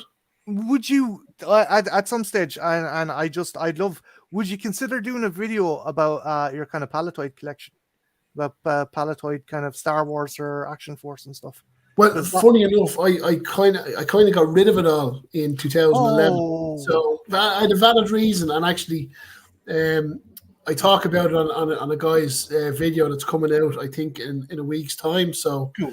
I won't divulge it all. No. Here and bore you all with the same story, but yeah, I only held on to a few bits. So, but that's definitely my prized possession. Savage. Biggest regret, the only one that springs to mind in recent releases was the Fortnite Snake Eyes. I was genuinely excited about that figure from the digital renders that they had put out, and it was only available through Hasbro Pulse in the UK. So I dropped the pre-order, paid all the extra shipping, paid the customs, and when it came, it looked completely different to how it was presented to us. And I was so angry, so let down. And that figure is now up in my attic, still boxed, never to be played with again. Shit. Predpool, what about you, dude? What is your favorite in your collection, and what is the one that you're like, Christ, I wish I'd fucking bought socks or something instead of this fucking. I'm gonna go along the lines with Brian because so anyways, going along with Brian because even when something's not what I expected, I kind of use it as fodder to improve another figure. So whether it be accessories or whatever it comes with, or just to be like a background figure or whatever. So if it has a broken joint, etc., this and that, yeah, it's upsetting because you spend money. But I don't have one in mind that's specifically like, oh my God, this was the worst figure I've ever got in my whole life. It is what it is. Sometimes when you buy, it is a gamble. Sometimes you buy a car, you think it's going to be great, and it turns out to be a lemon. So it's like anything in life. True, very true. Yeah. Now, as far as my prized possession, it's not a very expensive one, this and that, but it's a character that I really liked when growing up, and it's going to be kind of odd, but for me, it's this guy. Oh, Nice. nice. Okay, Nice. and the Oh, reason broken why, trust. and this Dash has and to day. me, yes, and this to me has a such meaning because when I was first of all when I was a kid, I remember when I bought the comics when they first came out. I think it was in the '90s, and I read the stories. I bought all 4 comics. I remember sitting, on my bed, just opening, reading the comics, and just my eyes being like this: Predator fighting aliens. The Predator is working with a human, a woman. And when Predator 2 came out, we got a glimpse about their honor system for Predator. But when the comic came out, it showed, hey, there really is an honor system. Yes, they hunt even humans. However, there are guidelines. This Predator showed those guidelines. He said, hey, you know what? We don't kill kids. We don't do this, do that. And he worked with a human to defeat a greater enemy. So it gave me a new perspective of this character. And then when I saw Big Red in Toys R Us, and I saw NECA was doing Predators, I'm like, oh my God, please, one day make this guy. It took years, and they finally made him. And I didn't hesitate, and I got him, and he's my prize figure. So it just, again, the memories of my youth of reading a comic of a franchise that I endeared that involved 2 franchises, basically, actually, Aliens and Predator. So this is my prized possession. Sometimes people say, hey, there's a fire. This is what I would take with me. Well, there's other priorities in mind when the fire happens. If after the fire, anything survives the fire, I hope it's this guy. Yeah. Let's put it that way. Leave the kids, grab the Predator. I hope he survives the fire so I can take him with me. I'm kind of the same lines as you. I hope NECA makes more comic based Alien and Predator figures because I Look at fucking that beauty. adore Oh, this look at lady. that. That's the Red Look Queen at her. from Genocide. And Yeah, yeah, that's great. people are like, oh, they've run out of fucking Predators and Aliens. Fucking, there's 20 years worth of fucking comics there to work with. Absolutely. Yeah. Anson, what about yourself? What is some of your treasures, your most precious collectibles, and what's like, Jesus Christ, why did I buy this fucking thing? Jesus. You kind of sent some of the questions, and I was thinking about it, and I can go to a couple things, and it's hard as we've all kind of mentioned. It's like, yeah, maybe this. So I would say the Kenner Star Wars stuff from the original films from the 70s and early 80s, because that's what really got me into collecting action figures. Part of those were my brothers that he handed down to me. Funny story, I would have had more, but he took a BB gun to a lot of them. And I remember digging up, so I'd always, with my G.I. Joes, I was rough on toys, and I still kind of am today. I mention that a lot on my channel. It's like I get them out and try to make movies with. Anyway, but I would go out in the trenches in the mud, and I would dig around. I'd find old, heads of Kenner Star Wars figures and stuff that he destroyed. And I was like, man, so I wanted to get more of those because I love those films. So I think that those are near and dear to me, just because it's got so many meanings of just getting into those films as a family, and he and I having a shared interest. He's 10 years older than I am. So, but yeah, that, and I, much to parallel too, I would say the Kenner Aliens toys, just because for me, I always wanted to have figures from that movie. And I mean, lo and behold, I mean, walking into the store and seeing them on the store shelves for the first time, it was just you'll never forget it. Have you got your Vasquez there, the hard to get Vasquez? I do. She's sitting right here. So let's see if we get her in close. Oh, that's awesome. Oh, cool. And I was telling Marty, that's a little blurry. I guess trying to, maybe if I hide it over anyway. But I have her pulse rifle too. Found her loose before she became really, really hard to find. And so it's, but I do have one more. If I had to narrow it down to one figure, hang on. I should have grabbed it. Back here. I would say this one, talking about in a fire situation, it's this Imperial Frankenstein. That's Oh, cool. well. And So my dad got me this when I was a kid, and I remember I was at his work, and I was like drawing like stuff I probably saw on the, Universal movies or Castlevania monsters and graveyards and Frankensteins, and he's like, "Why do you like that stuff?" Kind of just joking. I was like, "Cause it's cool." And I think he remembered that, and he found this, and so I love this old hunk of plastic, right? It's for what it is. It's got some decent little detail. I mean, this is all it does, right? This is what we had to work with here. So, but yeah. So regrets, no regrets. No.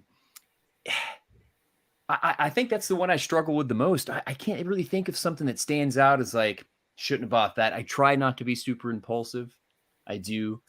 You know what? I'm sure more recently, this is because it's fresh in my mind. I'm sure there was a McFarlane multiverse. It's stupid. I picked it up. It's like, I didn't really need that different version of Batman. It's like, yeah, really. But that's probably about it, I think. Wait, a McFarlane line that has a Batman? My God, you lie! It's so hard. I to wish get Batman. And I wish he would still do the one that I want him to release. He still hasn't done it. It's from Batman Dead End. That's the one. 80% of that fucking line is Batman. It's ridiculous. I know, and he still hasn't done the one that I want. I get Batman's popular, and don't get me started. Everyone was so excited. Movie Maniacs are coming back, and I felt like Roy. It's a Batman one, no. I felt like Roy Scheidner in Jaws. Don't go into the fucking water. Don't go into the water. They launched it, and lo and behold, what do we get for the first bit? Ted Lasso and fucking Harry Potter, and I'm like, what? No, I did Brian, get did you not know about this? Yeah, I'd heard something, but yeah, that one's okay. It's Ted like, Lasso, like, yeah, like because everyone's like, this could be awesome, and I'm like, lads, NECA has the fucking license to most of the good shit. Like, it's just, Well, this is one of my favorite barbarians right here. Nothing to do with Batman. Is that what is that one of the older kind of figures? No, this is McFarlane. Oh, it's Barbarian Batman. Yeah. Barbarian. Barbarian. Conan the Barbarian. Why is he wearing a Barbarian. mask? Why does he need to wear a mask? It's fucking, I don't know, medieval times. It's fucking cave times. He doesn't need to wear a fucking mask. You can't let all the other cave people know who he is. Oh yeah. Cave people are a superstitious bunch. They're fearful. No, but we got the Adam West 66 Batman last year. Game over. I the only one we wanted. Wait, I the one like that in swim trunks, or the one with boxing gloves, or the one? I love that line. That line is customize fun. to have both. Yeah. That one was a fun line, but it's just DC they say DC multiverse, just call it fucking Batman multiverse at this fucking stage. I'm gonna bounce on to my next question, and it's kind of, huh? You're not. We're not. Predpool, we're not looking at all your fucking McFarlane Batman, because we'll be here After that, fucking it's done. Christmas. Yeah, that was it. That's all we needed. I'm sorry, go ahead. My bad. Okay, so and dude, I'm gonna start with you. So, favorite toy company, both past and present.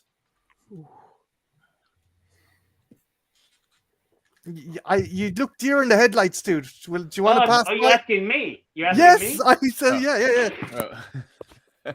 Favorite company? That's the thing. For a while it was NECA. Because again, the Predators, the Aliens and stuff. But they've been, I would say lately, they haven't been producing that many in that line like they were a couple of years ago. So they're kind of falling off a bit off my radar. So NECA was up there.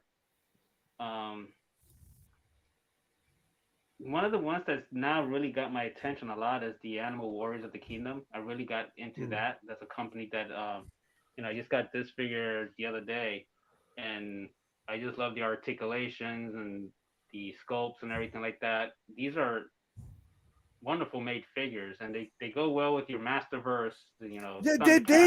They'd actually make a cool Thundercats line, actually. Yeah, that's what I thought it was when I seen it. Yeah, so I've got a couple of them. And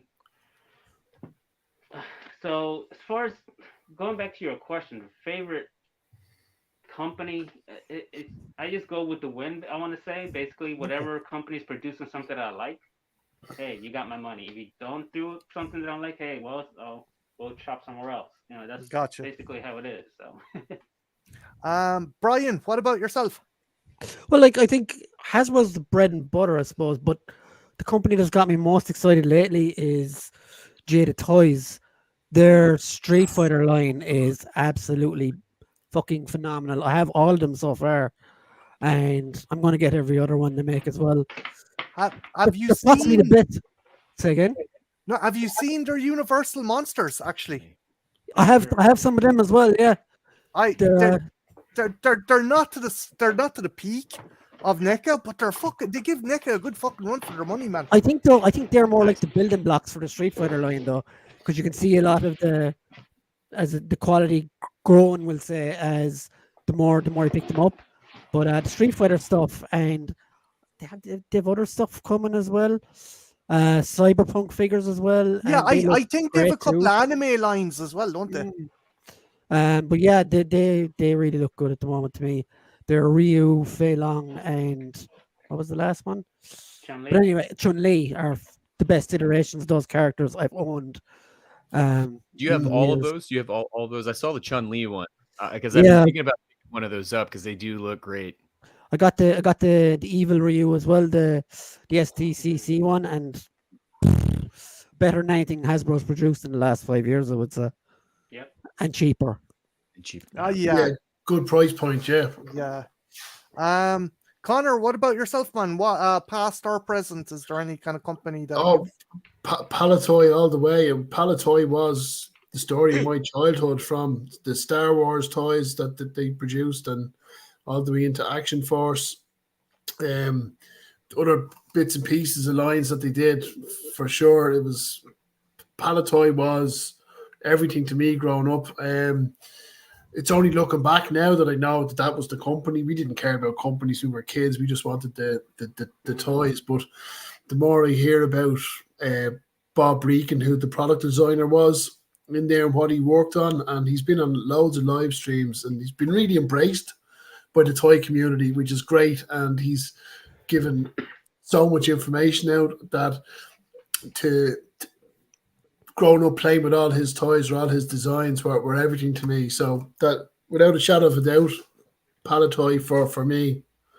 He seems like a super nice dude, because there's one channel I watch. It's a British squaddy. He was living in Australia. Super nice dude. Analog Toys. I don't know if you know. Yeah.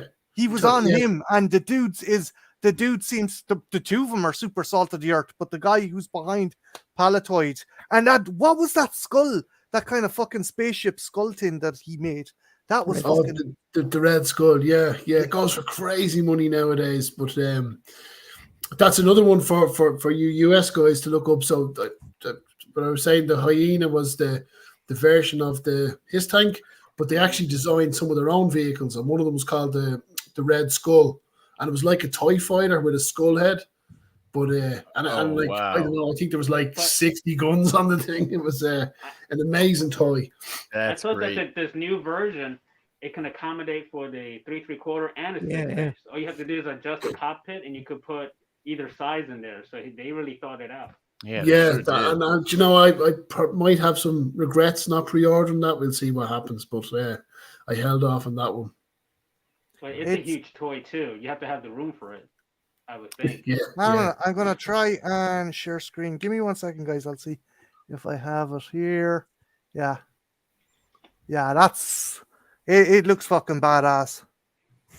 Oh, that Connor? Is that the original one, or is that a newer one that someone? No, that's the original one. Because you can see and actually one of the most expensive pieces to get now is that canopy, that clear plastic canopy. Of course. Which is the telltale sign. Yeah. What about newer companies, Connor? What's kind of like your? So there's a lot. I suppose Brian said, Hasbro's the bread and butter. They're producing the most amount of stuff that I'm collecting, be it Star Wars or G.I. Joe. But one line that I'm excited about, but I'm not going to go into it because of the shipping costs and custom fees. But the company that are producing that Monster Squad toy line, that looks phenomenal, and I think that's going to be the big one at the end of 2024 that everyone's going to be raving about. I think the designs, the accessories, the aesthetics of the figures, everything is just spot on. So I'm really excited to see what other collectors are getting from that line and doing videos on it. Like I said, I'm just geographically, it's not viable for me to dip my toes into that one. No bother. No, yeah, it's fucking, again, it's an expensive fucking hobby as it is. Like, Anson, what about yourself, dude? Past and present. Kenner. If you always have to go back to Kenner again, it's sound like a broken record, but they were the ones that brought Star Wars into my home, so I could reenact the movies, start playing out my own ideas and universe and scenes. And I mean, that was Star Wars. And then since I really gravitate towards movie licensed figures, I mean, Kenner in the 90s did so many, and it just Bill and Ted, weird stuff, right? That Aliens, of course, and Jurassic Park. And so I just think that for me, there's just always been my favorite, for sure. And they were clever about making stuff as well, because like fucking the Ewok Village ended up doing double duty as Sherwood Forest. Yeah, it's genius. And I'm surprised you just didn't see more of that with different play sets. It's just, why not? And I'm sure there's their reasons why, I think they kind of made a tactical error though by using the same fucking molds on the Star Wars vehicles when they made Schwarzenegger-esque Power of the Force line. Do you remember the Power of the Force line, guys, in the 90s? Yeah. When you had these roided up fucking Luke, porno star looking Luke, and fucking just they couldn't fit in the fucking cockpit. You ended up bollocksing up your fucking. There's a good idea right there for it's the evolution of different toy lines. They probably have all hit their speed bumps where it's like, let's rethink this. And I didn't mind some of those Power of the Force figures, so some of them are all right. It was like they were either too fucking muscly or ugly as sin. I mean, Princess Leia looked like a fucking bonobo. Seriously, she looked like some kind of.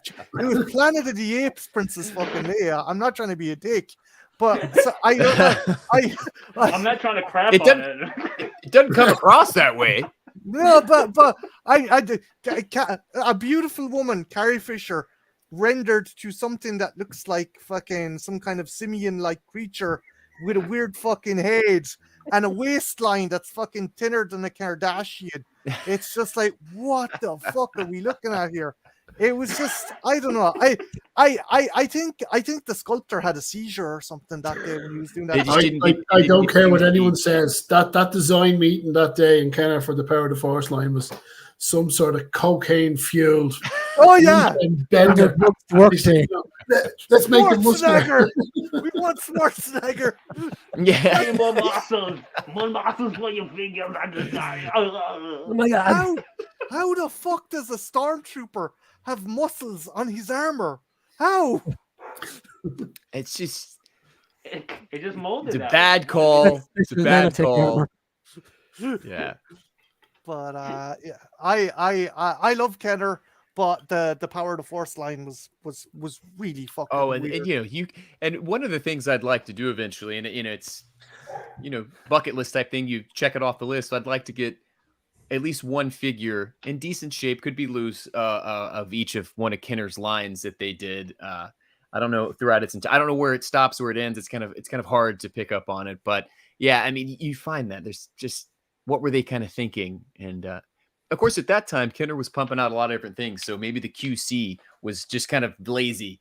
Maybe it was a cocaine and hookers and Kenner's head offices in Ohio. I don't really know, but it's wild. It like the lightsabers and stuff were fucking taller than the figures. I was like, what? Yeah.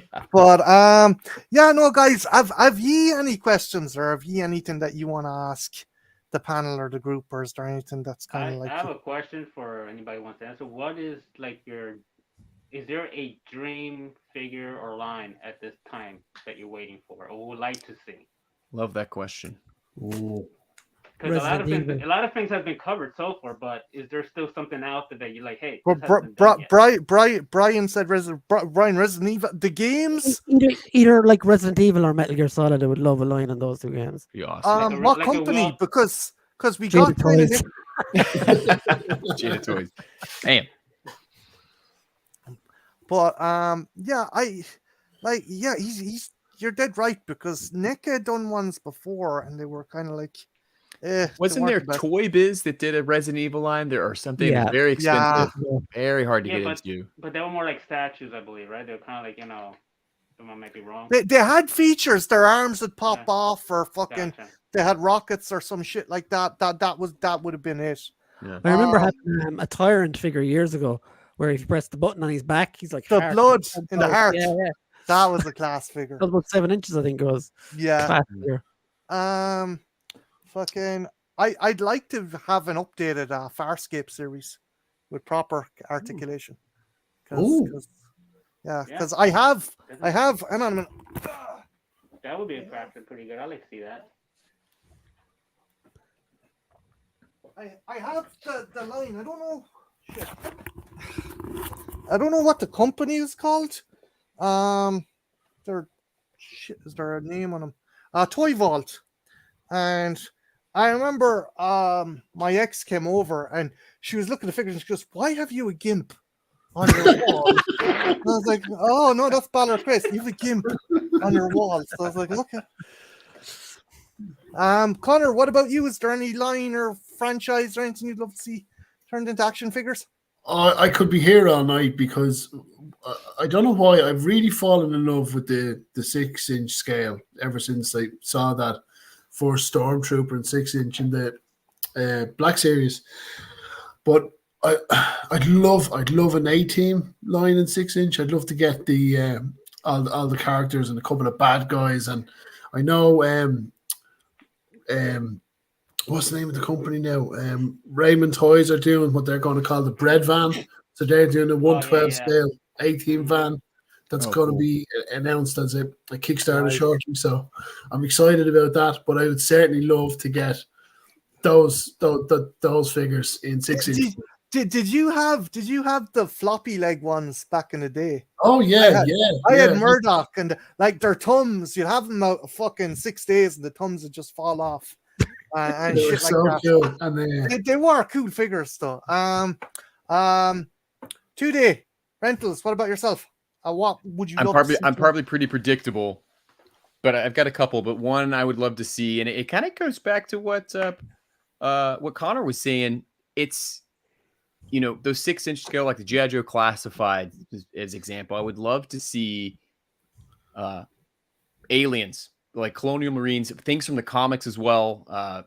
But NECA did theirs, right? And I could go into it. It's a whole different episode about those figures. They are what they are. But I would love to see something where you could really sort of customize, maybe give us like bodies that come packaged and heads that we could just purposely customize your fire team that you could bring into the scenario that you want to display the figures. So sell it in a way that's a bit different, maybe market it or try to push it out there as like, hey, here are these Colonial Marine bodies, right? You could also buy different heads to swap out, so you're not having to buy a full figure. Something along those lines, just to bring in kind of like what Falaverse is doing with their figures. like Yeah, and then that's that's it, man. And the same Good size and concept. everything, and do something with the comics as well, because there's so much that's there to pull from. And I think a Castlevania, I mean, NECA again, they kind of did theirs, but it was a weird sort of thing with Konami. But I would love to see more Castlevania. Diamond Select done ones as well. I've From the show. yeah. I want a proper, almost the like video style, game.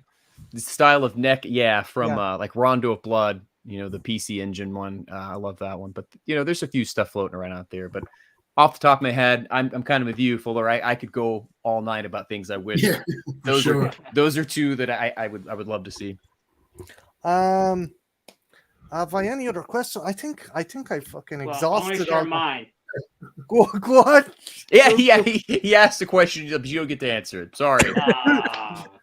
No, go. Sorry, dude. I'm sorry about that. All right, this is based on a movie franchise, and I'd like to see the characters and vehicles, 6-inch if possible. Mad Max. from all the Yes. movies. Be so Oh, awesome. Oh, there I would like to was. see. Be so I awesome. mean, like Yeah. like to your guys' point, fully articulated, well sculpted, just, but also include the vehicles. I know some like the trucks are too big, perhaps, but definitely the cars could be possible. Yeah. From the different movies and motorcycles, etc. I know like Fury Road.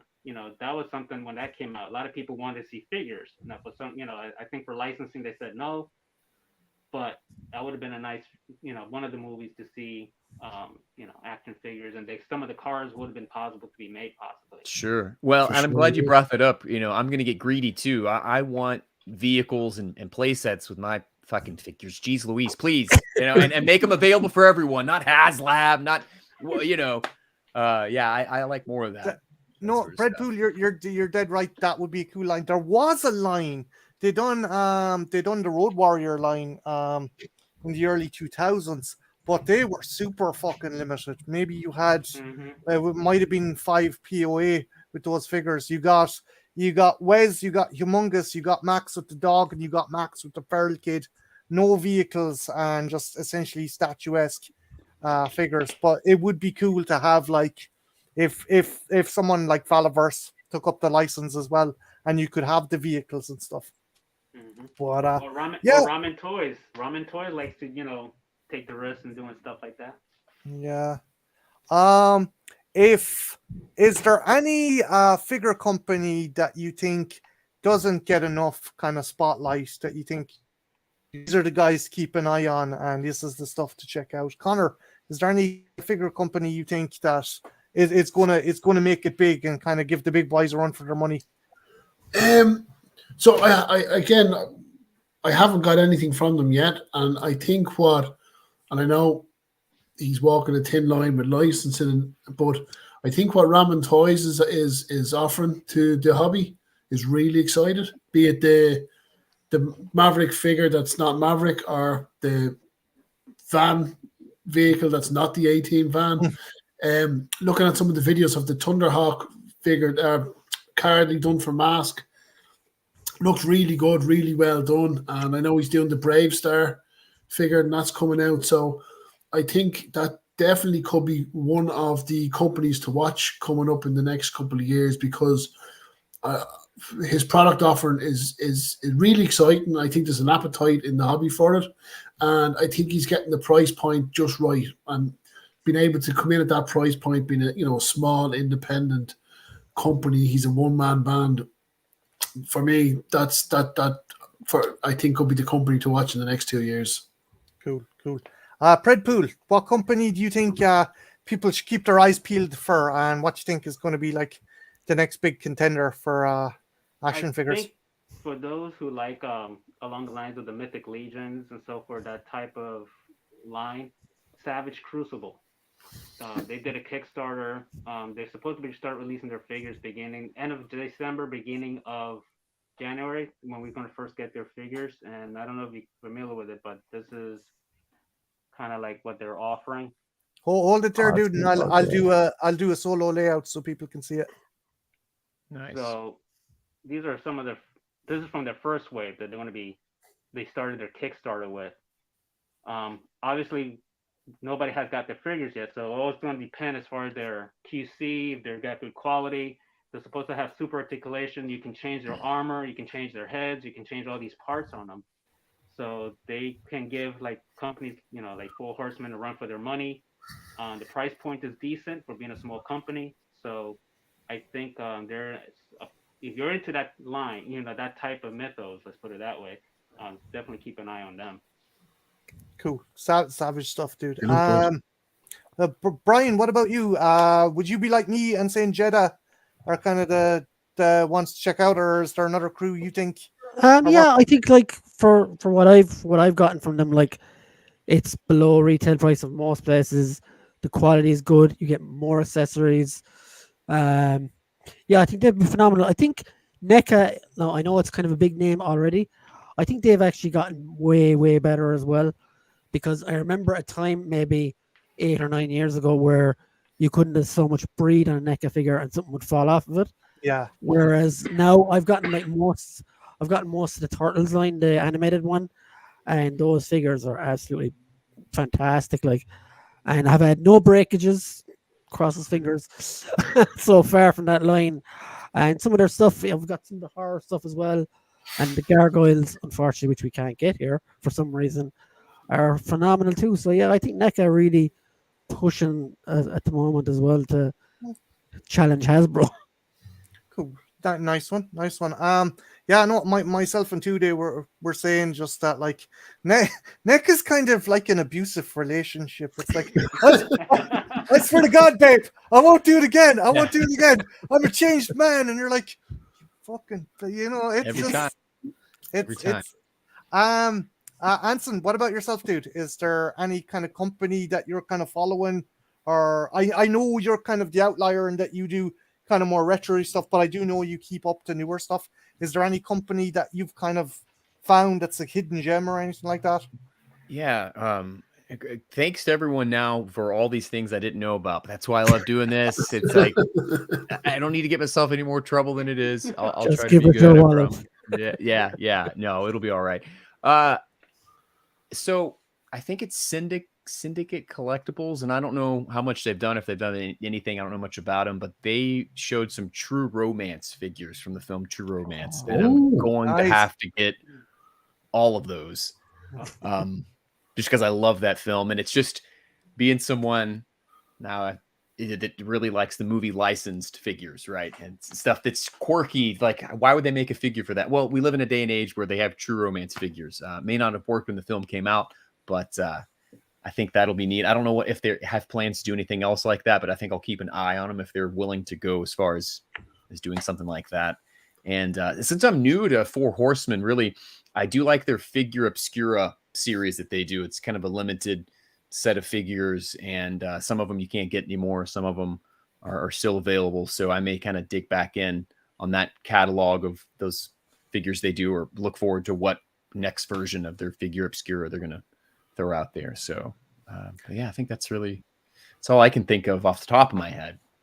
Did you like any of the new ones? I'm sorry. No. Did you like any of the new ones that they just announced, like the Barbarians and so forth? Have you had a chance to see those? Yeah, a little bit, and I need to kind of go back and revisit some of the pictures. I quickly went through them, but yeah, pretty much anything that they do really sparks my interest. I can make a point going back to Castlevania figures. They're good to add to the NECA Simon Belmont I have to sort of fit into that world. They scale really well with it, but I mean, yeah, they're not great. coming through with the glare, but sure. Sorry. Yeah. I like the look. So the latest wave that they've announced, I like the look of them, because now I know they're a mythical sort of company, but they're really touching off a Viking look on some of the characters. And I suppose, being a bit of a history nerd, I'd love the idea of a range of toys with sort of historically accurate sort of Vikings or Celts. If I don't know if there's an appetite or a market there for it, but Absolutely, but to get those they would be a great sort of company to do it. I think they would nail it, just from some of the stuff I've seen. I only have a couple of their figures, but yeah, because they're phenomenal. The paintwork and the look of the figure, the aesthetics that they come with are phenomenal. But if they do some sci-fi, so hell, if they ever get a stab at getting a license for something, I would love to see their take on something very literal, and not so much in this world where it's the liberties are free to kind of do whatever you want. I love that, and they've got a hell of a creative mind, but tackle something, it's like, here's or even their sort of representation of it, right? That would be neat. yeah, that'd be cool. I do have one like Four Horsemen figure. It's I love that one. That one's awesome. Gladiator, and it's one of my favorite figures. That's cool. That's a nice figure. And I suppose, Great. again, that will be arguably historically accurate for a gladiator figure. Mm-hmm. No, it's a mystic figure. They hit the nail on the head. So, Sure. and I suppose if I'm on my soapbox, I'm just going to keep going. I'd love a range of, now, Dick, this is pure fantasy on my part, but if we were to get a range of World War II, one 12 scale action figures, that'd be amazing. And particularly if they were from the old films, so you'd have, say, Clint Eastwood in his white gear from, the Where the Eagles Dare, or some of the guys from Guns and Navarone, or Bridge Too Far, and because I just grew up loving those films, and to get figures that were either from those movies or very close in design would just be so amazing. So I would love to, that's, like from Kelly, that's the from Kelly's dream. Heroes. Yes. I'd love to get a last of the Mohicans kind of figures, put him against my feral predator. Oh, dude, That'd that be would be fucking great. Hawkeye that'd be versus. class. I That would can be imagine, awesome. imagine the predator just repeating, "I will find you." Yeah. But yeah, I'm gonna round it up here and let you plug your stuff. But before I do, one other thing I'd love to see make a comeback would be Dino Riders. Who wants to license the Dino Riders, guys? Do you know? Well, there's a Kickstarter they just finished that did those. No. Yeah. I know there's a little miniature kind of. No, I know. No, I've seen a little miniature kind of figurines kind of one, but I'd love to see, like, if Mattel aren't doing anything, like how much Fallen Kingdom or Jurassic World Dominion like molds have they left that they could fucking repurpose them into Dino Riders. Yeah. Kind of that'd be. That would be neat. Guys, I'm gonna let you plug your stuff before I wrap it up. So Anson, 2-day rentals, what's the future? What's the next video, or what's the video at the moment that you want people to check out? Yeah, man, I 2-day rentals. So just talking movie license, action figures, video games, music time to time, new and old. So I try to do one video a month, sometimes two, sometimes more. And I'm still working on it. I have a vision. I think, Marty, you and I talked about this. There are a lot of things I want to do.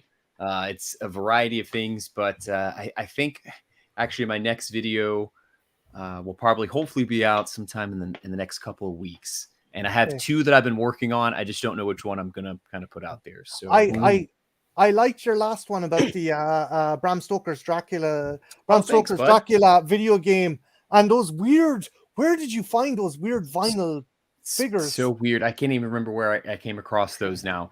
But I remember that they had them at the store called Suncoast, and I believe that the manufacturer of those was somehow associated with that store. Maybe it was their own company that did some small molds and limited runs of things. But that's another one. I'd love to see some. It's a cool video. It's I awesome. appreciate it, man. So yeah, I'd love it if you could check it out and see what I got. I try to do a lot of different things. So this has been fun, and I really, really appreciate getting to opportunity to talk with each and every one of you guys. For sure. It's like-minded people, and it's sharing stories, getting introduced to things I really don't need to now. It's all part of the fun. So yeah, I appreciate it. Connor, what about yourself? What is out at the moment, and what's in the pipeline that you want people to check out? So I suppose I'm on a little YouTube break at the moment.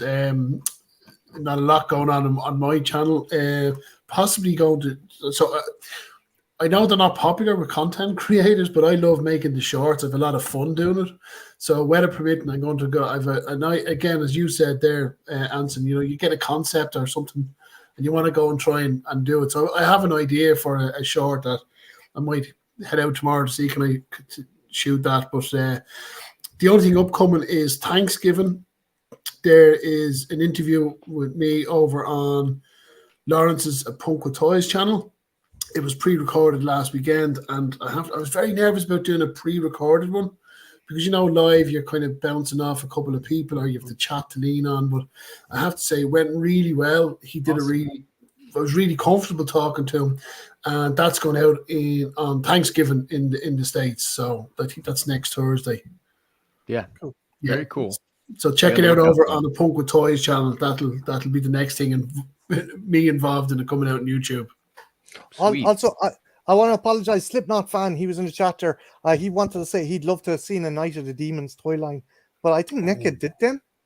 Did they? Oh. I haven't heard of those. Hello, Slipknot fan. I got so fucking engrossed in the conversation. I wasn't ignoring you. Brian, what is out at the moment, and what's coming out soon? Well, as someone Connor will know, and a few others maybe, my channel has been on an enforced break for the last maybe month, but hoping to get back in the swing of things this week. Usually I do reviews. I kind of only review stuff I like, which is it's a kind of defeating purpose, if it makes sense. But I will still destroy stuff if it's bad. Yeah, so like I kind of review stuff I buy every Friday. Then starting next week, well, restarting will be my live stream, the Culture Cast, where myself and my buddy Stephen Tuberty, we talk about all the week's action figure news, movie stuff, and it's kind of a comedy show as well, because we spend the chat and myself spend the whole 2 hours taking the piss out of Tubbs because he's small. So that's a bit of fun if you want to join for that. But yeah, so hopefully we'll be getting videos up soon this week and getting back in the swing of things. This is actually my first live stream or YouTube thing since I got back on, so something for that. I appreciate you coming on as well, man, because I know you were off for a while. Predpool, what about yourself, dude? I'm pretty sporadic. As far as YouTube goes, I just do videos when I feel like doing it. Basically, if I get a figure and I feel inspired to do a review, I'll do it. It could be within 2 or 3 months, or like this month, I did 2 reviews because I got 2 figures and I thought, hey, I want to do videos. So again, I used to do it just for fun, just to kill some time, have fun, having figures in front of me, and then I post it, so maybe help somebody decide whether they want to buy it or not. But my main thing is really being on Twitter. Twitter is where I usually post pictures almost on a daily basis. I love posting pics because it allows me to play out scenarios of movies that will never happen. So if I want to see Predator fight G.I. Joe, I take a quick pic. He's there, here's a Predator, and here's fighting on Snake Eyes. Now, probably never going to happen, but you know what? I took a pic of it and I made it happen in my world. And I'm going to share with other people, so maybe hey, that's pretty cool. I want to do the same thing or something different. And, so as we know, the toy community should be sharing, helping one another get ideas, us, just picture all of us as little kids, hey, look what I got. And we all, share what we have and, have to have a good time, So I just try to have a good time with this hobby in different facets. Cool beans. These are all awesome lads, and I have links to their channels in the description for this video, so make sure you check them out. They're all fucking top blokes. Myself, I have a vintage Kenner Predator Blade Fighter coming in the fucking post, so hopefully I'll have that. I'll have a review of that up. And myself and the Mad Woman, Jen Mitchell, we're going to be doing, it's her pick for Trash Fire, so it's either going to be fucking revolting or perverted. It's one or the other, so keep your fucking eyes peeled for that. But, there's nothing wrong with either one of those. No, if you watch a stream with me and my missus, you'll fucking realize there's a lot wrong with that. Big hello to just want to say thanks to Slipknot fan, Jonathan Raymond. There's some other people as well. Strange Dog Comic Stuff, Grode Keen, Sexy Monkey, Russell Dorsey, Miriam Gillis. And that's everyone who came in the chat. Big thanks again. Big thanks to these guys. This was a very kind of ramshackle thing, and I appreciate you jumping on and shooting shit, because I had fun. I hope you had fun. I hope you a lot of fun. Had a blast. Just like, why are we stuck with this fucking lurk? No, I do it again. Do it again in a heartbeat. Just name a time and place. Same as I'm gonna round it off here, and again, I thank these guys. Make sure you check out their fucking channels, because they're well worth the go. Okay, so with that, I'm gonna leave it here, and guys, have a good one. Take care, and bye for now. Take care, everyone. Bye now. Take care, everyone. It's been a pleasure. See you now.